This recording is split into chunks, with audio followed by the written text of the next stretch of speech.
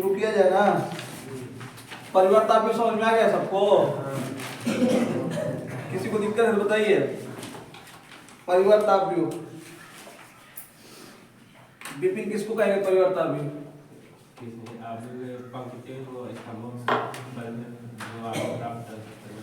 चाहे पंक्ति को स्तंभ में, चाहे स्तंभ को पंक्ति को स्तंभ में या स्तंभ को पंक्ति में बदल देने से जो आव्यूह प्राप्त होगा उसको क्या कहेंगे? परिवर्तन। कोई दिक्कत किसी को? सममित आव्यूह किसको कहेंगे? बताया क्या था ना? सममित आव्यूह। बोलिए, अगर कोई आव्यूह ए है, इसका परिवर्तन आव्यूह ए डैश है, अगर ए डैश और ए आपस में क्या हो? बराबर हो, तो इसको क्या कहेंगे? सममित आव्यूह। सममित आव्यूह क्या होगा? परिवर्तन आव्यूह और वो आव्यूह दोनों आपस में क्या होते हैं? लिखवाया गया था। कोई दिक्कत किसी को? अगर किसी भी आव्यूह का परिवर्तन आव्यूह का ऋणात्मक मान उसके बराबर हो तब उसको क्या कहेंगे? विषम सममित आव्यूह। विषम सममित आव्यूह। यहां तक किसी कोई डाउट? परिवर्तन आव्यूह में कोई डाउट नहीं है ना?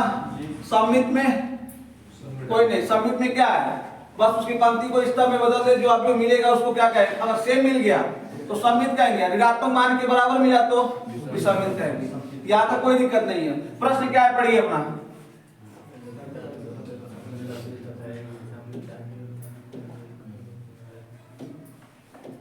पढ़ लिए? क्या बोला है?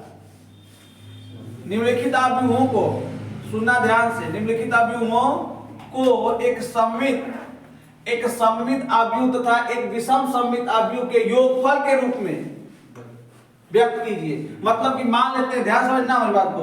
मान लेते हैं हमारा आव्यूह ए बराबर क्या दिया है? 3 1 5 -1। तो इसको दो आव्यूहों में तोड़ना है और दोनों के बीच में चिन्ह किसका लगेगा? योग।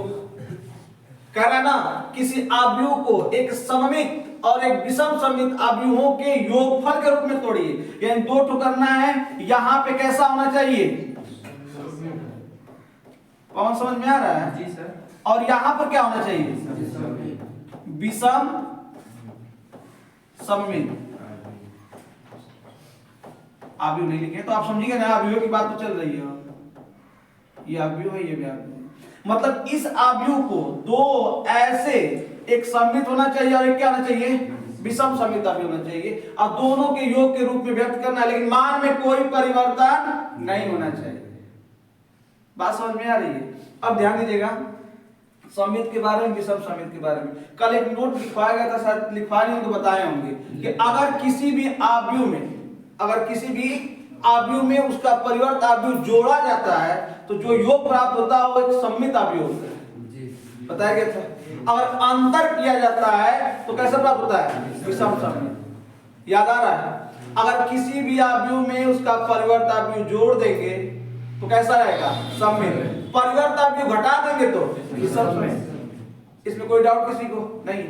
अब वो पहला दिन है, घबराइएगा मत आप लोग ना। तब जब नया टॉपिक होता है तो समझ में आ गया बढ़िया से। तो ये भी आप समझने का प्रयास करिएगा, दोहरा देंगे हम। ये समझ में आ रहा है? ये इस 3C का सबसे बड़ा सवाल है लेकिन सबसे आसान है। दिमाग से समझ लेंगे हम लोग तब। बात समझिएगा, इसको दो आव्यूहों में तोड़ना है। दो आव्यूह का ये क्या होना चाहिए? योग। लेकिन इस प्रकार से हो कि पहला क्या हो? सममित और दूसरा क्या हो? विषम सममित। लेकिन मान में कोई परिवर्तन ना हो। तो सर एक काम करिए ना, आप लिख लीजिए a + a डैश। सुनना ध्यान से, a + a डैश। ये कैसा है बोलो? सममित। बात को ध्यान समझिएगा, बहुत आसान है। और एक लिख लीजिए आप a - a डैश। ये क्या है? विषम सममित। विषम सममित। यहां तक कोई डाउट? एक तो हमारा क्या हो गया? सममित। एक तो क्या हो गया? विषम सममित। दिलीप समझ में आ रहा है? सर बीच में चिन्ह किसका होना चाहिए? प्लस का। प्रश्न बोला देखिए, कहना कि इस अवयव को इस रूप में व्यक्त करो कि एक अवयव कैसा रहे, सममित, तो ये सममित, और एक कैसा रहे, विषम सममित, और दोनों किस रूप में हो, योगफल के रूप में, तो बीच में चिन्ह किसका हो गया। लेकिन सर पूरे अवयव में हमारे मान में कोई परिवर्तन नहीं होना चाहिए, तो हमारा अवयव था कितना, बोलो अवयव कितना था, ए। ये पूरा का पूरा मान किसके रूप में होना, किसके बराबर होना चाहिए, एक के बराबर। बात समझो, बस इसी को समझो, यही हम लोग को समझना है।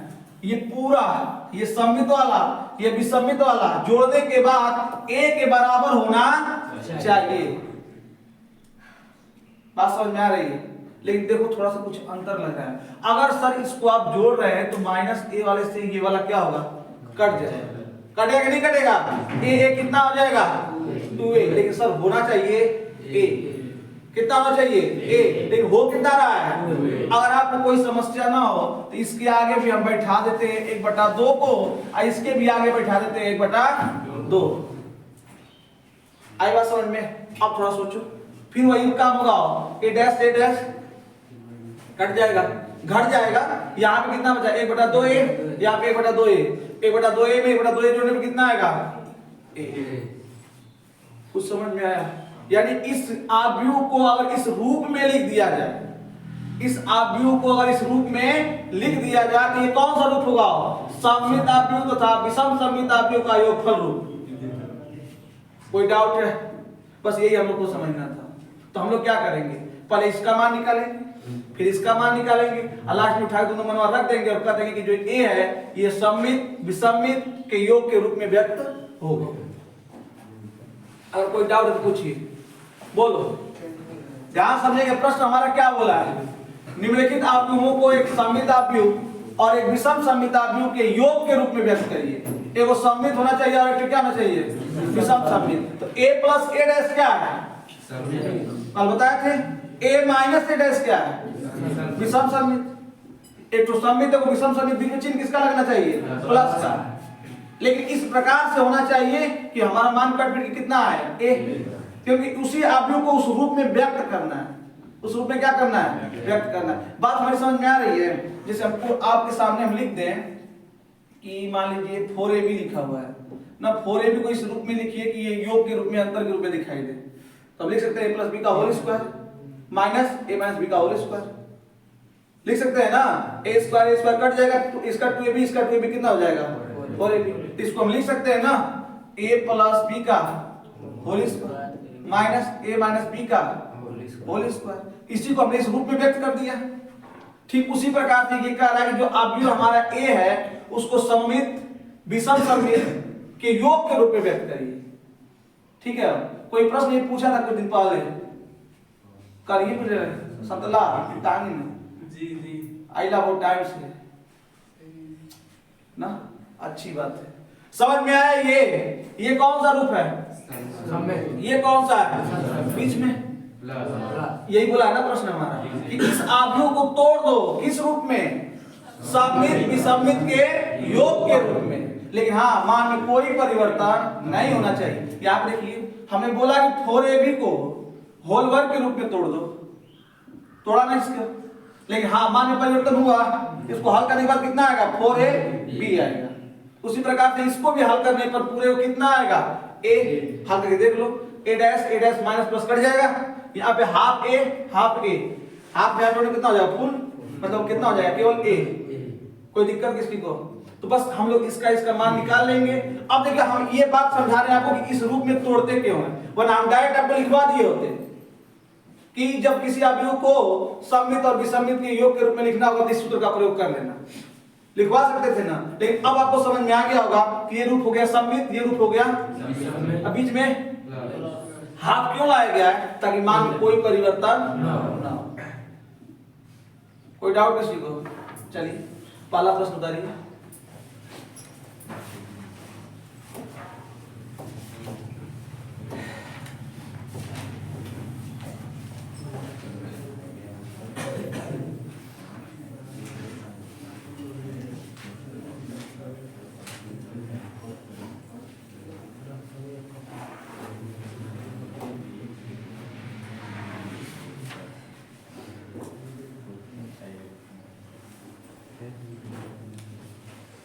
देखिए सबसे पहले अब लिखने का तरीका देखिए, ए हम मान लेते हैं, इसको मान लेना ए बराबर क्या है 3 1 5 माइनस 1। सभी ने बोला करी थोड़ा तब समझ में आएगा। ए डैश का मान बताइए तो 3 5 1 माइनस 1। कोई डाउट किसी को? अब हम किसका निकालेंगे? अब ए प्लस ए डैश का, ए प्लस ए डैश का। सर ए प्लस ए डैश क्यों निकाल रहे हैं? क्योंकि ये कौन सा आव्यूह होगा? सममित आव्यूह होगा सममित आव्यूह हो जाएगा।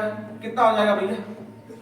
लिख देते हैं यहाँ पे 3 1 5 माइनस 1 प्लस ये कितना होगा 3 5 1 माइनस 1। जोड़ने पे कितना आ जाएगा? 3 3 6 5 1 6 5 1 6 आई माइनस। कोई दिक्कत किसी को? लेकिन हमें क्या चाहिए? हाफ ए प्लस ए डैश। हाफ की जरूरत क्यों पड़ रही है समझ में आ रहा है ना? इसलिए पहले आपको हम समझा दिए।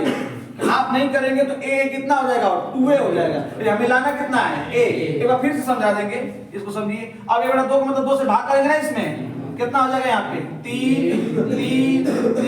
माइनस 1। कोई डाउट किसी को? अब बारी किसकी आएगी? a minus a dash. हाँ a minus a dash. a का मान कितना है? 3 5 1 माइनस 1। a डैश का मान कितना है? 3 5 1 माइनस 1। ठीक है।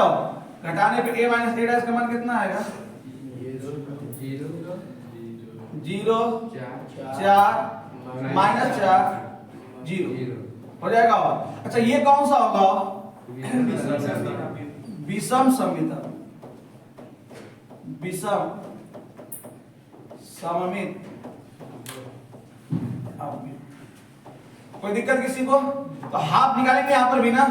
हाफ क्यों निकाल रहे हैं? बाद में काम आएगा ना। हाफ कितना हो जाएगा इसका?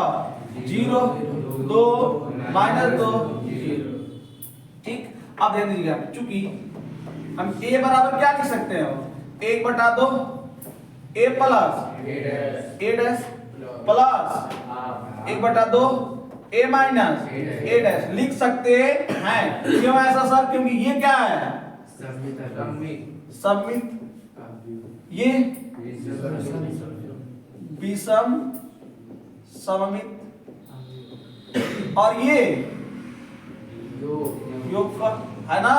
और ये तो प्रश्न बोला है किसी आव्यूह को सममित विषमित के योग के रूप में क्या करिए? व्यक्त करिए। तो यहाँ पे a का मान कितना हो जाएगा? बोलिए 3 1 5 माइनस 1 बराबर इसका मान कितना है? 3 माइनस 1 प्लस 0 माइनस 2 2। ठीक। कोई दिक्कत किसी को? और लास्ट में हम लोग क्या लिख देंगे? अतः यह आव्यूह सममित विषम सममित के योग के रूप में व्यक्त हो गया। लास्ट में क्या लिखेंगे? अतः यह आव्यूह एक सममित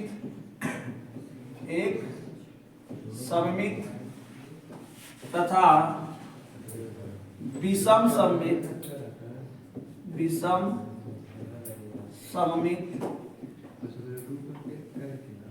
आव्यूह के योग के रूप में व्यक्त हो गया। यही हमको करना था। बोलिए कोई दिक्कत किसी को? कर लो भैया पूरा पूरा।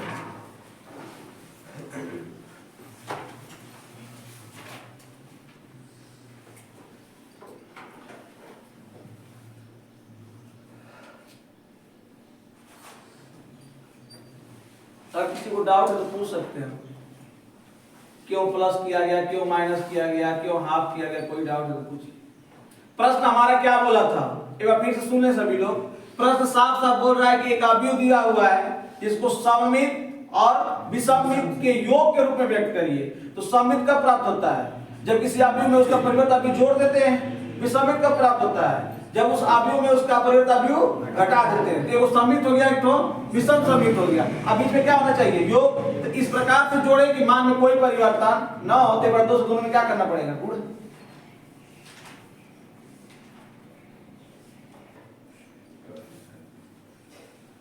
यही टाइम है। आओ फिर टाइम सही का मतलब 11 जैसे खींच खाच के बीत गया, 12 और खींचे खा जाएंगे।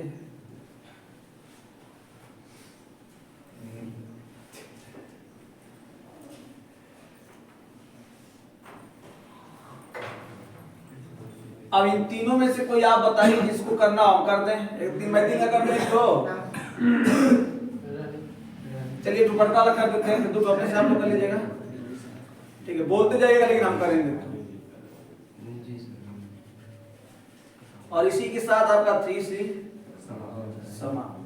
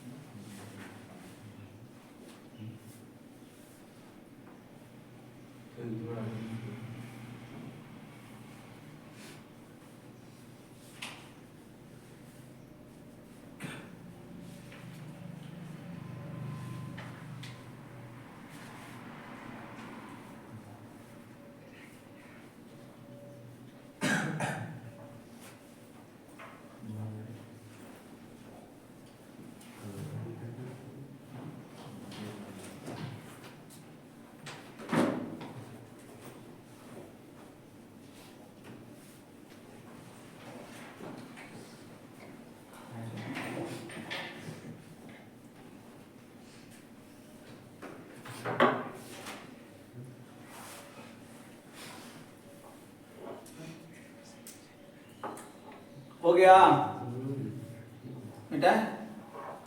आगे सवाल नोट कर लीजिए जिसका किताब नहीं है। एक तो हम करते हैं, दूसरा ठीक है, तीसरा और चौथा आपको अपने करना रहेगा। सेम इसे तो करना है।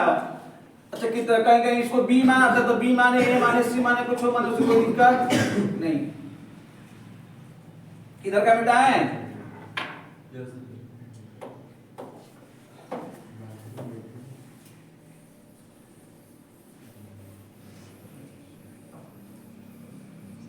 चलिए बताइए ए बराबर क्या है?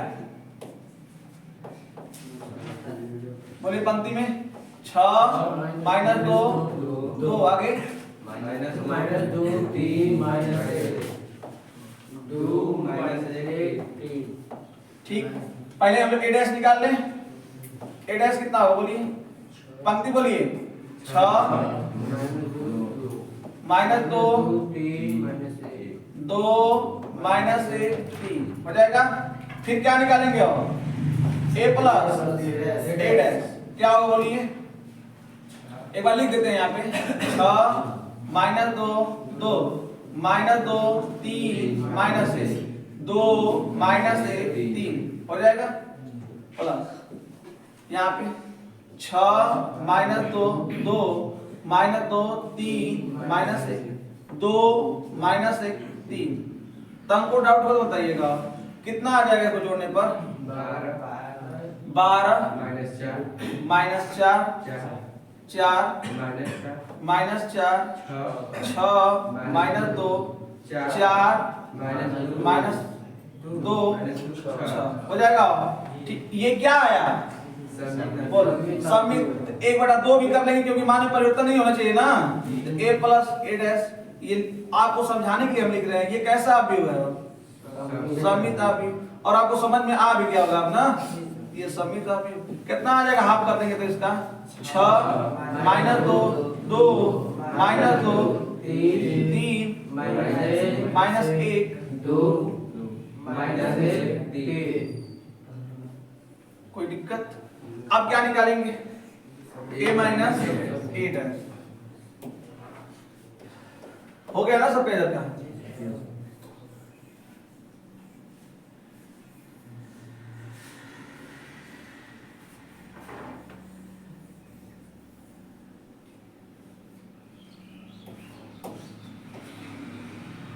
बोलिए a का मान कितना है? 6 माइनस 2 2 इधर 3 माइनस 1 2 माइनस 1 3 क्या घटाना है? 6 माइनस 2 2 माइनस 2 3 माइनस 1 2 2 दो माइनस 1 3 ठीक। घटाइए, कितना आ जाएगा घटाने पर? 0 यहाँ पे 0 यहाँ पे 0 यहाँ पर 0 0 0 कुल 0 है कहाँ? 0 0 0 ठीक।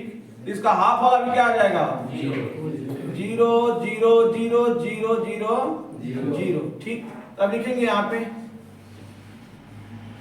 ये पे लिख रहे हैं ना, a बराबर क्या? Half a plus a dash plus half a minus a dash ठीक। तो इसका मान कितना आया है हाफ वाले का? 6 माइनस 2 2 हाफ करने पे आया है ना, माइनस 2 3 माइनस 1 2 माइनस 1 ठीक प्लस यहाँ पे 0 0 0 0 0 0 0 0 0 लिख देंगे पूरा पूरा कर लीजिए। वहाँ पर ना रहेगा, हाँ? वहाँ पर जो a plus a डैश बना नीचे 9 रहेगा जी बीच ये वाला। नहीं, नीचे जो आंसर है आप ही होगा हाँ। बीच में जो 6 लिखा है ये 3 plus 3 रहेगा ना 3 + 3 6 ना होता है। 3 3 के 9 होता है, गुणा करने पे ना 3 3 6 ना होता है।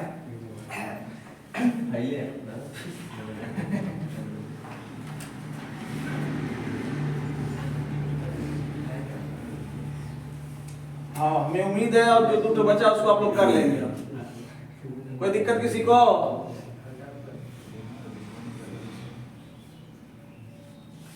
इसके बाद है व्युत्क्रम। आप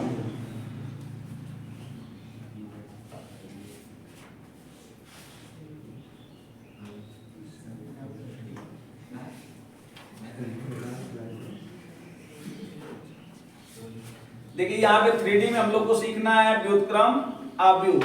यहाँ पे प्राथमिक रूपांतरण विधि द्वारा है, ठीक है। और इसके बाद जब सारणिक पढ़ेंगे इसमें भी हम लोग को निकालना रहेगा, लेकिन सारणिक वाला आसान है, बड़ा है लेकिन आसान है। और ये यहाँ पे जो है प्रारंभिक रूपांतरण विधि थोड़ा सा कठिन नहीं कर सकते हैं। नियम याद रहेगा तो आसान है, नहीं याद रहेगा तब दिक्कत करेगा।